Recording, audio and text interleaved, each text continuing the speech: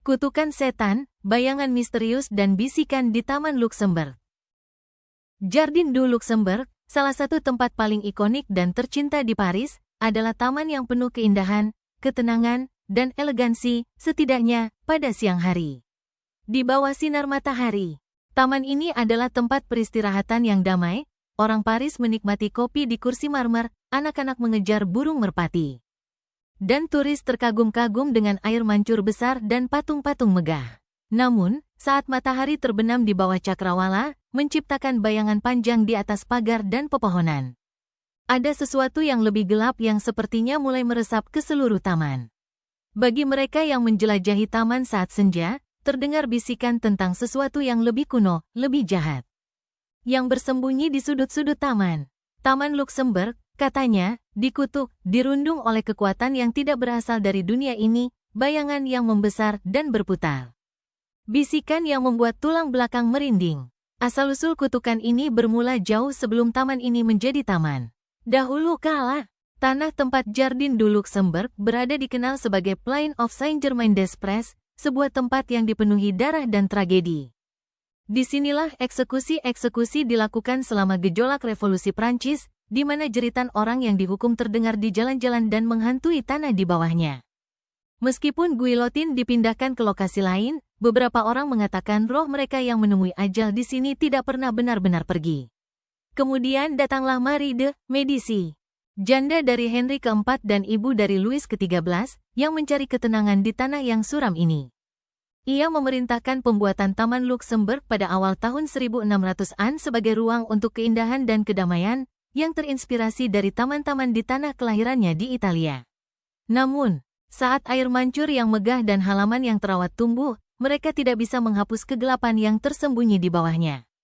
Desain taman yang besar dan simetris sepertinya berusaha menentang irama alam, seolah-olah mencoba untuk memaksakan tatanan di tempat yang menolak untuk melupakan masa lalu berdarahnya.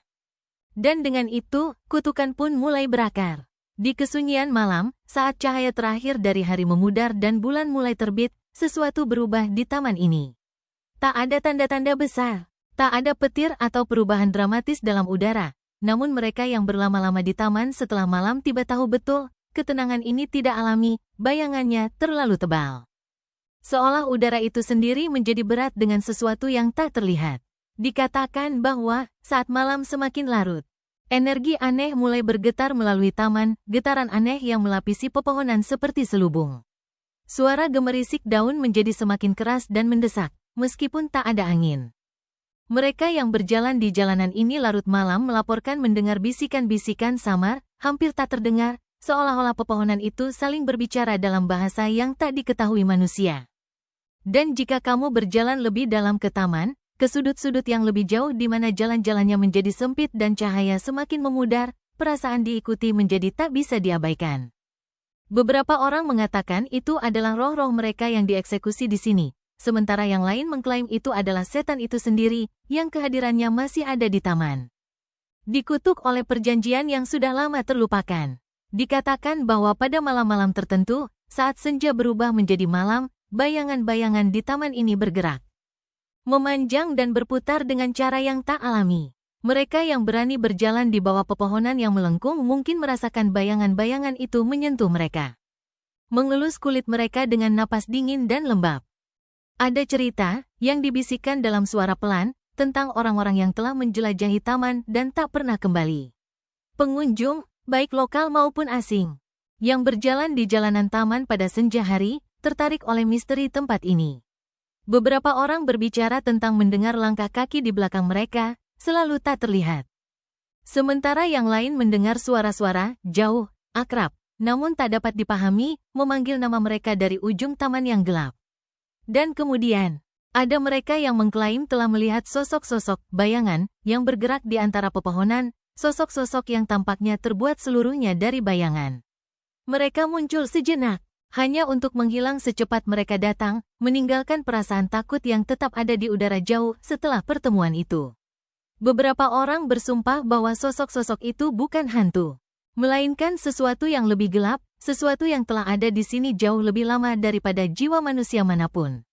Kisah yang paling mengerikan seringkali melibatkan patung-patung di taman. Matanya tampak mengikuti siapa saja yang berani berjalan terlalu dekat. Taman ini dipenuhi dengan patung-patung tokoh mitologi, raja-raja dan ratu raja yang kuat, serta dewi seni dan kebijaksanaan. Masing-masing terbeku dalam waktu, namun beberapa orang mengatakan bahwa mereka lebih dari sekadar batu. Mereka yang sangat peka terhadap hal-hal supernatural berbicara tentang perubahan halus. Namun tak terbantahkan, dalam udara saat mereka melewati patung-patung tertentu. Seolah-olah patung-patung itu bukan sekadar pengamat diam, melainkan peserta aktif dalam teror taman ini. Dengan diam menunggu, selalu mengawasi. Taman Setan, seperti kadang disebut dalam cerita rakyat setempat, diyakini sebagai tempat di mana tirai antara yang hidup dan yang mati sangat tipis. Tempat di mana kekuatan kegelapan kadang bisa menembus. Beberapa orang percaya bahwa berabad-abad yang lalu, setan itu sendiri berjalan di jalan-jalan ini, mencari ketenangan dari surga. Bersembunyi di antara pepohonan, dan kehadirannya meninggalkan bekas yang tak terhapuskan di taman ini. Mereka yang mengklaim telah melihatnya mengatakan bahwa ia datang bukan sebagai sosok yang menyala, melainkan sebagai bayangan. Sebuah kehadiran yang membuat darah membeku dan mengisi udara dengan perasaan aneh dan tak terjelaskan tentang kejahatan. Dan masih, cerita-cerita ini terus berlanjut. Pengunjung, baik lokal maupun turis, yang telah memasuki Taman Luxembourg setelah malam seringkali berbicara tentang perasaan takut yang luar biasa. Tentang kekuatan tak terlihat yang memberi beban pada hati mereka. Mereka berbicara tentang bayangan-bayangan yang tampaknya mengikuti suara-suara yang dibawa angin. Dan perasaan mengerikan bahwa mereka sedang diawasi. Beberapa orang percaya taman ini adalah persimpangan, tempat di mana roh-roh masa lalu masih bertahan. Terjebak antara dunia ini dan dunia berikutnya. Yang lain mengklaim bahwa mereka yang berlama-lama di taman ini mungkin akan kehilangan arah. Tak pernah kembali menjadi korban dari kutukan yang menguasai Jardin du Luxembourg. Bagi kebanyakan orang, taman ini hanya sekadar taman yang indah dan damai di jantung Paris. Namun bagi mereka yang telah merasakan pelukan mistisnya, yang telah mendengarkan bisikan angin dan melihat bayangan menari tepat di luar jangkauan cahaya, Taman Luxembourg tetap menjadi sesuatu yang jauh lebih dari sekadar tempat peristirahatan yang damai. Mereka adalah tempat di mana masa lalu menolak untuk pergi. Di mana roh-roh orang mati berjalan berdampingan dengan yang hidup, dan di mana kutukan setan masih bertahan, menunggu.